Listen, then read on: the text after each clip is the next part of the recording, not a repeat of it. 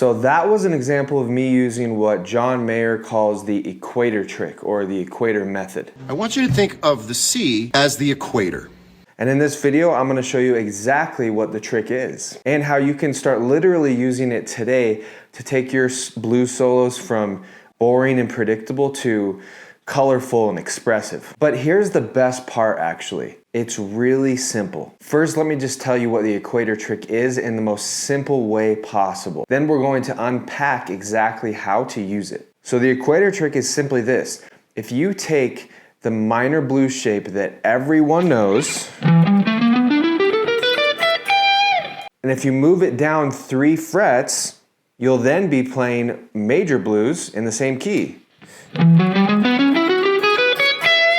So how is this concept going to take your blues solos from boring to incredible? Well, first let me ask you this question. Have you ever noticed, that some people, and I was guilty of this, they sound boring and predictable in their blues solos. And have you noticed that other people sound colorful and even jazzy? And it catches you off guard and you go, ooh. Well, one of the main reasons for that is because amateur players will often just use the minor blues scale over the entire blues progression, while the more experienced guitar player will strategically understand how to use both minor blues and major blues over the quote-unquote correct chord changes. And this creates a rich, jazzy blues sound, and that's what the equator trick really unlocks for you. So to teach this equator concept, the first question we have to address is, how do I know when to play a major blues scale and when to play a minor blues scale if we're just using a 12-bar, a basic 12-bar blues progression?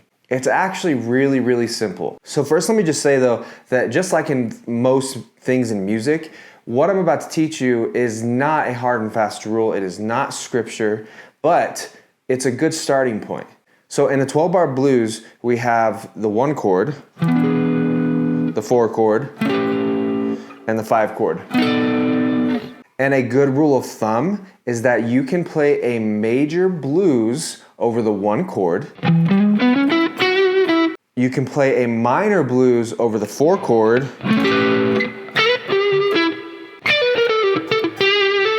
And over the 5 chord, you can play either major or minor. So now that we understand what scales to play over what chords, let's move to step 2. The equator trick helps us to easily play both major and minor over the correct chords without even switching patterns. So if the 1 chord is going,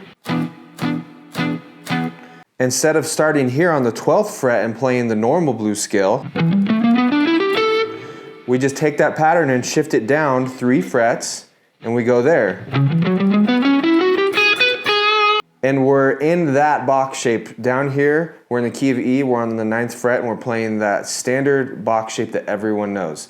And as a result, we're playing E major blues scale. But then when it switches to the 4 chord, what we can do is we can shift back up 3 frets, so we're on the 12th fret, 12th, 15th, and we use that shape.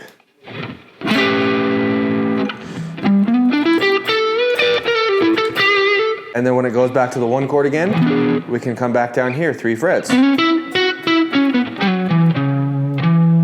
And that's it. And you would be amazed at how much more jazzy and colorful that will, and sophisticated that will make you sound, as opposed to just staying in that minor shape the entire blues progression. It's crazy. Just to give you an example, let me show you what that looks like just over a standard 12-bar blues backing track in E.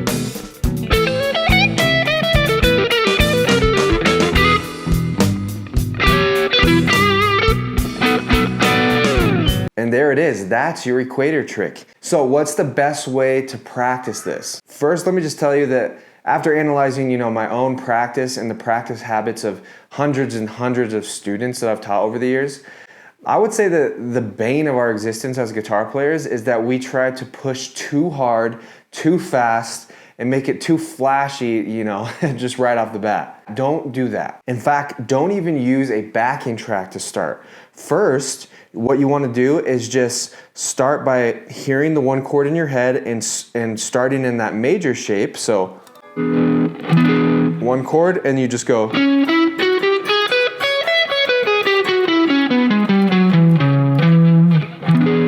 And then you kind of hear the 4 chord. You can even play it like I am. Then you come up here, you shift up 3 frets.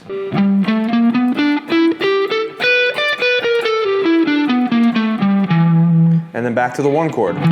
So we shift back down 3 frets.